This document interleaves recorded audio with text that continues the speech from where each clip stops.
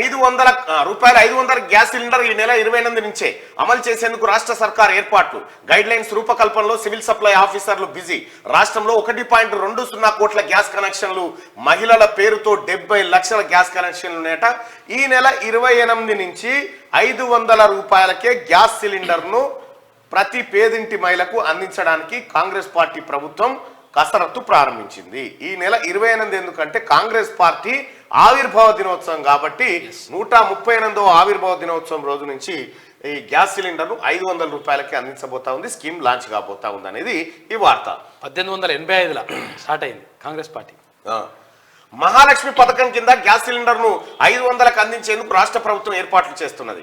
Congress party ఆవిర్భావ దినోత్సవమైన ఈ నెల 28 నుంచి దీన్ని అమలు చేయాలని భావిస్తుంది. ఇందులో భాగంగా సివిల్ సప్లై డిపార్ట్మెంట్ అధికారులు గైడ్ లైన్స్ ను వేగంగా ప్రిపేర్ చేస్తున్నారు.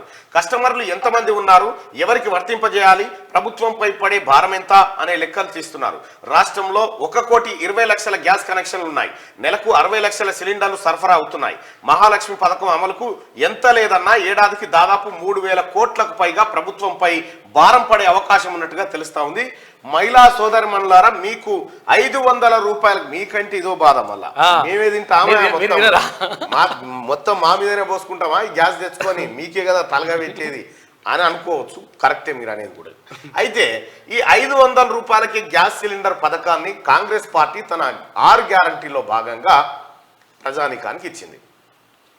500 రూపాయలు. ఇప్పుడు గ్యాస్ బుడ్డి ధర ఎంత ఉంది? 1100, 1200 ఉందా? 1200 ఉండే యాక్చువల్గా 200 తగ్గించారు. 1100 అనుకో. 1100 అంటే ఒక్క గ్యాస్ బుడ్డి మీద 600 తక్కువ చేసి ఇస్తా ఉంది కాంగ్రెస్ పార్టీ.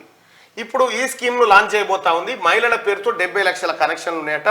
మీకు గ్యాస్ బుడ్లు అందించడం ద్వారా ప్రభుత్వం మీద దాదాపు ఎంత పడుతుందంటే 3,000 కోట్ల రూపాయల భారం పడతా ఉంది. అయినా కూడా భారాన్ని భరించి ఆడబిడ్డల కోసం 500 రూపాయలకే గ్యాస్ సిలిండర్ అందించే పథకాన్ని కాంగ్రెస్ ప్రభుత్వం మీ ముందు తీసుకురాబోతా ఉంది.